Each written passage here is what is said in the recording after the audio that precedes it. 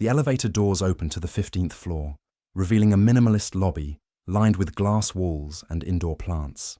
Amara Lewis stepped out, heels clicking against polished concrete. She wore a navy blue suit tailored to precision, a sleek laptop bag over her shoulder. Everything about her, hair, posture, poise, said prepared. The receptionist barely glanced up before motioning her toward a glass meeting room. Through the transparent wall, Amara could already see the interview panel. 3 men, 1 woman, all dressed in a kind of casual confidence. Jeans, MacBooks, AirPods lying on the table like accessories to power. She adjusted her blouse at the collar, inhaled, then knocked twice before entering. "Amara Lewis," she said with a soft smile. "Pleasure to meet you." They greeted her with nods, distracted pleasantries. The introductions blurred together. Jason, head of development, mid-30s, all stubble and swagger, asked the first question before she'd even sat down. "So, Amara," he said, flipping open his MacBook, "tell us how you'd scale a microservice architecture for rapid deployment under high latency." A thrill sparked in her chest. "This is my lane." She launched into her answer, articulate and thoughtful, referencing specific frameworks and past projects. Her British Nigerian accent rounded the vowels of every technical term, each syllable shaped with clarity. But halfway through her second example, she noticed it, that faint look exchanged between Jason and the woman to his left. Not confusion, not engagement, disinterest. Jason interrupted her. "Can you say that again?" Slower?" Amara blinked. "Slower?" "Yeah," he said with a light chuckle. "Just want to make sure we catch everything." She nodded, tried to keep her face neutral, and repeated the point, this time enunciating each word as if translating her own brilliance. The rest of the interview went downhill in slow motion. Questions turned vague, responses turned curt. The panelists' eyes flicked toward their screens or each other, rarely at her. At one point, Jason scribbled something on a notepad and passed it to the woman, who stifled a smile. After 20 minutes, the room emptied, with polite thank yous and thin smiles. Amara shook hands, forced her gratitude through gritted teeth, and walked herself back to the lobby. But as she waited for the elevator, she heard it. Muffled voices, not far behind the glass. "She's smart," Jason's voice said, unmistakably clear, "but that accent's gonna scare clients." A round of chuckles. Someone mimicked her softly. "Latency-sensitive architecture," they repeated, with a sing-song tone. More laughter. Amara's hand trembled slightly around the strap of her laptop bag. The elevator chimed. She stepped in, jaw set, eyes forward. She didn't cry, not yet. The apartment was small but spotless, tucked between faded brick buildings on Chicago's South Side. The hum of traffic seeped through a cracked window pane, mingling with the soft clatter of keys as Amara typed on her laptop from the kitchen table. A pot of agouti soup simmered on the stove, half forgotten. "Did they say when you'd hear back?" Daniel asked, sprawled on the couch with his biology textbook resting on his chest. "Nope," Amara replied, her voice flat, eyes glued to her screen. "Probably never." Daniel looked over, sensing the weight beneath the sarcasm. "That bad? They didn't even pretend to hide it this time," she muttered. "The guy asked me to repeat myself. Twice." Daniel frowned. "Because of your accent. Because I sound like someone who didn't grow up binge-watching Nickelodeon," she snapped, then winced. "Sorry, I'm just tired." Daniel didn't press. He rose, crossed the room, and silently stirred the soup. He knew better than to poke at her pride when it was raw. They'd been here 6 years now. Amara had arrived at 20 on a full scholarship, 2 suitcases, and her mother's whispered prayers packed into the plane with her.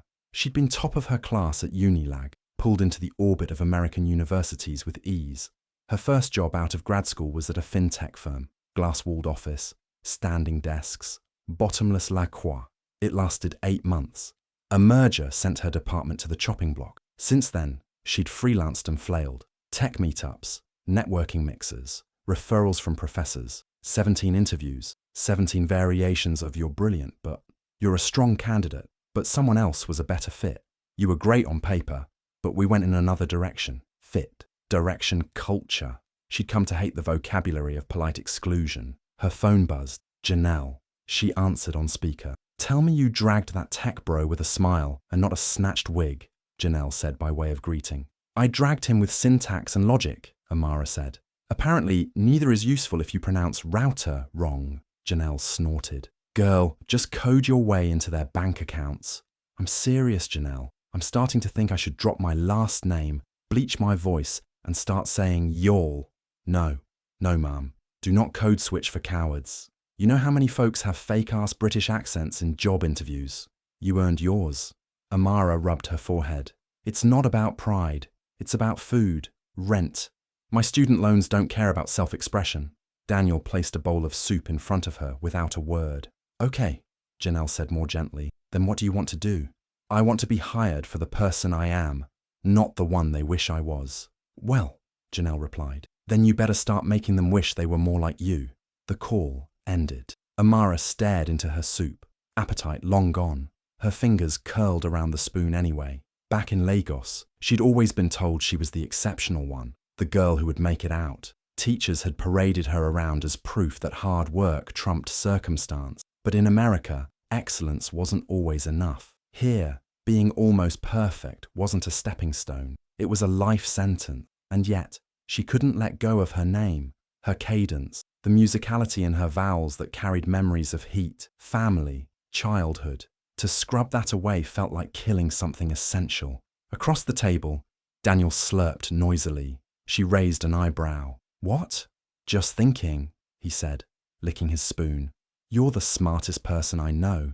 If they can't hear that through your voice, maybe it's not your voice that's the problem. Amara didn't answer, but her lips twitched, just slightly. Tomorrow, she'd open her laptop again, rewrite her resume for the 5th time this month, send more applications into the digital void. But tonight, she sat quietly in her tiny kitchen, surrounded by the smell of home, and tried not to let the world shrink her.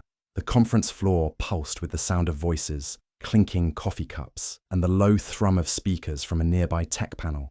Amara weaved through the crowd, her name tag swinging from a lanyard, eyes scanning for companies she hadn't already sent her resume to. Bright banners hung from booths, revolutionizing tomorrow, coding the future, innovate with us. Her heels clicked to a stop in front of one with neon orange signage, Drift IQ, a new AI logistics startup. Their name had popped up recently in a VC newsletter, aggressively funded, hiring like wildfire. Her heart jerked. Behind the table stood Jason. He looked exactly the same. Clean button-up, smug confidence, a clipboard in one hand, a cup of cold brew in the other. He was chatting with a younger engineer, probably a college senior, laughing like he'd never known consequence. Amara's feet stayed rooted, then moved before she could stop them. She stepped up to the table. Jason glanced over, blinked once. Recognition flickered. Amara, right? He said, leaning back. Good to see you again. Still keeping the Queen's English, huh? A couple of the interns beside him chuckled, eyes darting between them. Amara's throat went dry, then stiffened. I'd rather sound like myself than whatever this is, she said calmly, gesturing to his performative friendliness. Jason's smile didn't falter, didn't mean anything by it, just a little cultural humour. Cultural humour, she repeated. Is that what you called it in the interview too? A few people nearby began to turn their heads. A woman from another booth paused, watching them over her iPad. I think we both know how that interview went, Amara continued, her voice measured but rising. You weren't interested in my experience. You were too focused on how I pronounced my vowels. Jason laughed, forced. You're still very passionate, I see, but we're looking for someone who aligns better with our culture. You're not exactly the fit we're looking for. Click. A soft, mechanical sound. A phone. Someone nearby, young, hoodie, press badge, was filming, just as Jason said it. You're not exactly the fit we're looking for.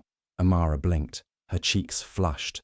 She felt suddenly weightless, like the ground beneath her had thinned. The attention pressed in. 5, 6, maybe 10 people now watching. Not helping, just watching. I'll keep that in mind, she said stiffly, turning to leave. By the time she reached the end of the aisle, her fingers trembled against her coat pocket. Her breath caught halfway to her lungs. The clip hit TikTok that evening. Not by her, not even by the person who filmed it, but someone who saw it reposted and added subtitles. She wasn't hired because of her accent. The views started small, a few thousand, then tens of thousands. Comments poured in. You code switch, 97. This is what culture fit really means. Racist, but make it corporate. Ake Tech Girl reacts. I can't believe he said that out loud. Nomad engineer. This is why I stopped using my real name on my resume. Jas is trash. His face, when he realized he was being recorded, By midnight, Amara's LinkedIn inbox had 15 new messages. Half were supportive, half were curious. None of it felt good. By morning, her phone wouldn't stop vibrating. Calls, DMS, tags. She opened Twitter. There it was. Leather speak, no accent, bias nahan tech so white. And under it all, her face, frozen in that one moment. Shoulders squared, mouth slightly open, eyes defiant. They were calling her brave, a symbol, the accent girl. Amara curled up on her bed, knees drawn to her chest, phone face down beside her. This wasn't a victory. This wasn't power. She didn't want to go viral. She just wanted a damn job. The world didn't go quiet. It just got meaner. Amara sat at her laptop, inbox open, staring at a list of rejections that had grown longer in the last week than the entire month prior. Most didn't bother with explanations anymore, just polite brush-offs, auto-generated and cold. The worst were the ones that pretended to care. We appreciate your courage in speaking out. Unfortunately, we've moved forward with another candidate whose experience more closely matches our needs. Or worse. Given your recent media attention, we're concerned about potential reputational complications within our client-facing teams. Translation: you're a problem now. She closed the tab and stared at her reflection in the dark screen. Her own face, cast in grayscale, looked like a stranger's. Her phone lit up again. This time, a headline notification from a tech news blog. Startup exec responds to accent discrimination. Claim: we value diversity, but communication is key. Her jaw clenched. The quote was under Jason's name. She clicked into the article. There he was, smiling in a headshot, like a man who'd never lost sleep over anything but missed tennis. Jason's full quote read, "At Drift IQ, we celebrate global perspectives. That said, effective client communication is essential to our brand.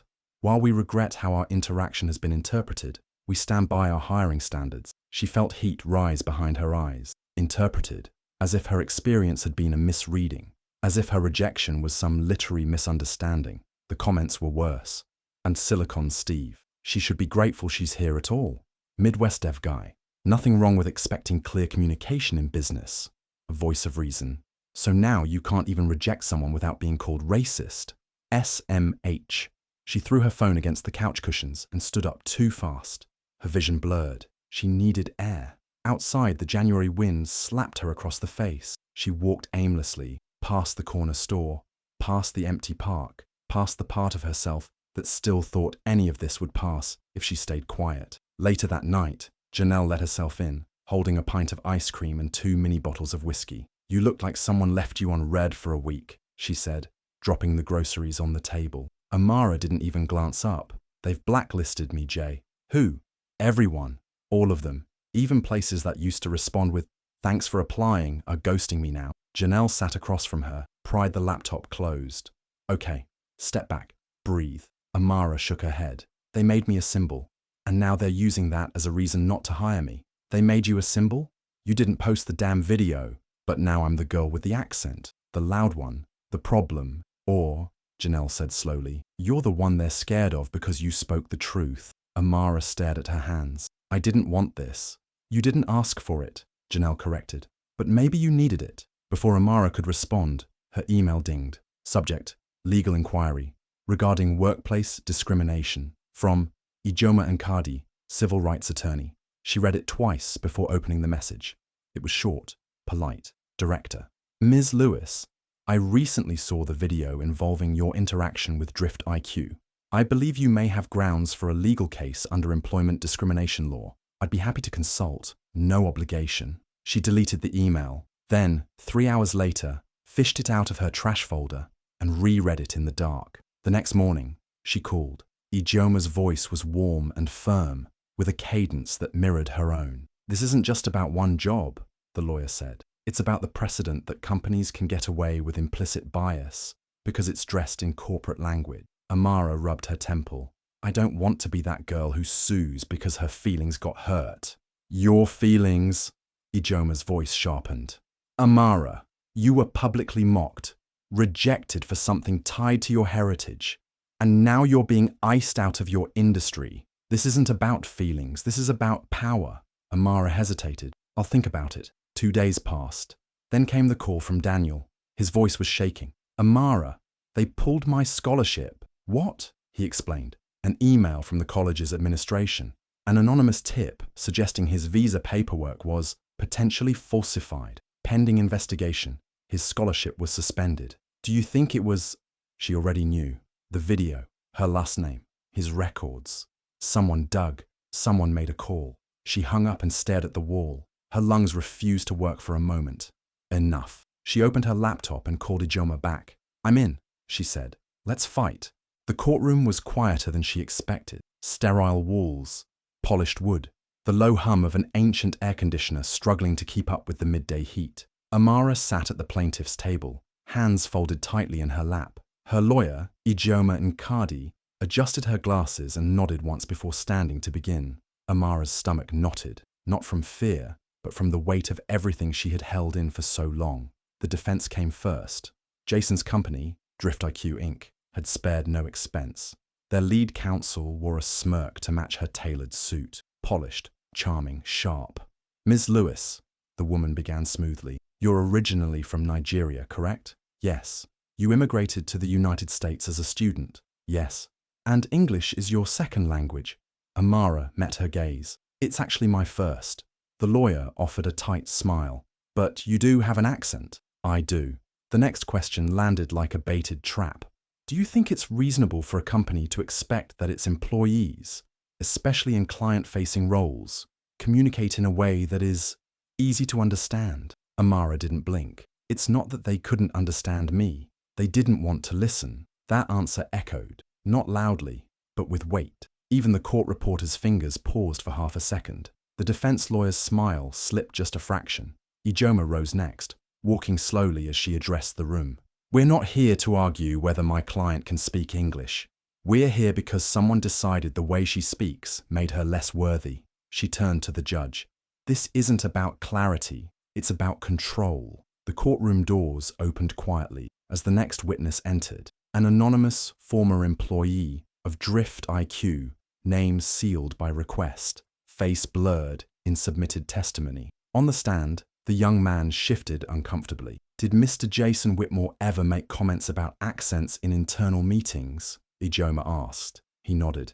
"Yeah, more than once." "Can you recall what he said?" "He joked that international hires needed to be refined, said it was branding control, like, you don't let people talk in a way that confuses the customer." "He did fake accents sometimes." People laughed. "And how did that make you feel?" The witness glanced toward Amara, then away. "Like we had to erase ourselves just to get promoted." The defense objected, overruled. Jason never took the stand. His attorneys argued there was no malicious intent, just miscommunication, an unfortunate misunderstanding. But the cracks in the company's image had begun to show.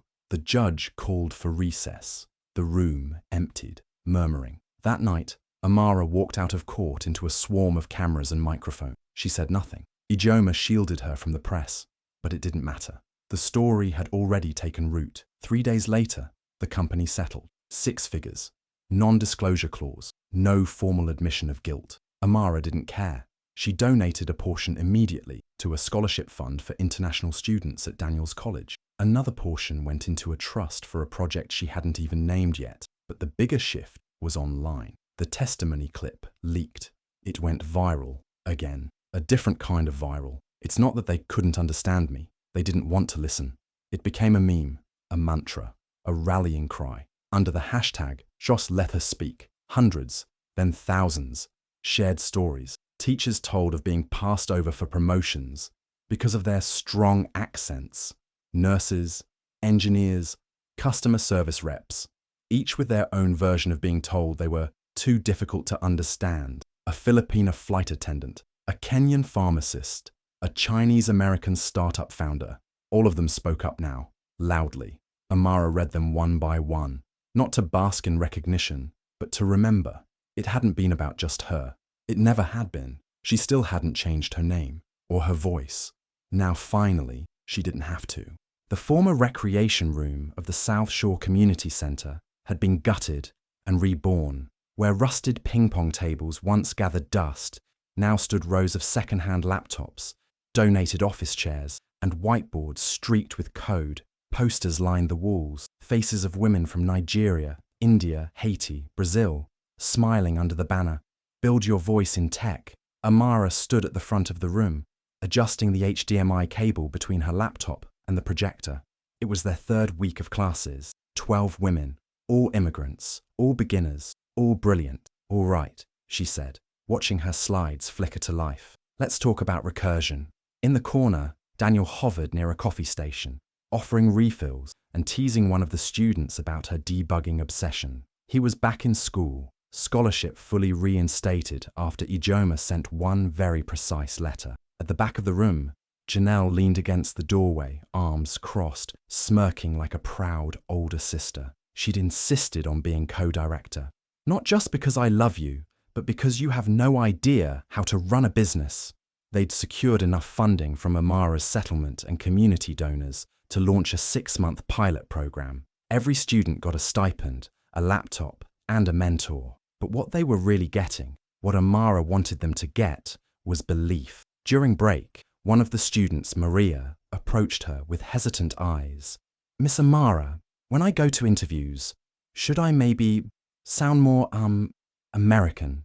Amara shook her head, gently, but without pause. "Sound like yourself," she said. "They're not hiring your accent, they're hiring your mind." Maria nodded slowly, holding on to the words like warmth. Later that week, an email landed in Amara's inbox. The subject line read, "Leadership Opportunity, Global AI Division, a major tech firm, international, prestigious, the kind of company that used to feel out of reach." The recruiter's message was respectful, enthusiastic. They referenced her boot camp, her impact, her voice. They wanted her, not in spite of her visibility, but because of it. She scheduled a video call. The VP introduced himself, praised her work, asked her to consider leading their diversity-driven engineering initiative. Remote-friendly, flexible, high 6 figures. They offered her autonomy, but she offered them terms. "I'll accept," she said, calm and clear, "but not because I need to belong." He blinked. "Excuse me?" She leaned forward. "My name is Amara. My accent is not a mistake, and I'm not here to make anyone comfortable." A long pause, then a quiet chuckle. "Good," he said. "We're not trying to stay comfortable." She smiled. For once, it didn't feel like compromise. Back at the community center, she closed her laptop and looked out over her classroom. 12 women, 12 different accents, one shared purpose. This time, they all spoke up.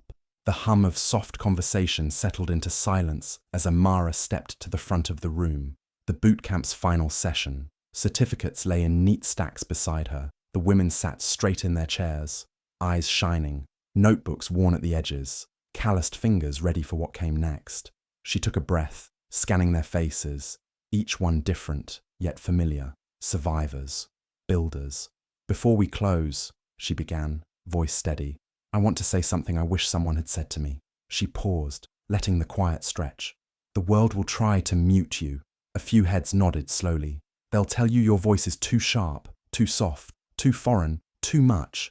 They'll say it in ways that sound polite, professional, reasonable." Her gaze swept the room, not one face flinching. "But they're not asking you to change because they can't understand you," she said. "They're asking you to change because they don't want to understand you." Silence, heavy, but not hopeless.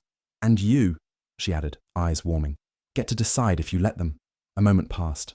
Then Maria, sitting in the second row, whispered, "We won't." The others echoed softly, quiet affirmations, some smiling, some tearful. Amara's lips curved upward, not in triumph, but in truth, a quiet, certain peace. She stepped back as the room erupted. Hi besties, thank you so much for watching to the end. Please remember to like, comment and subscribe.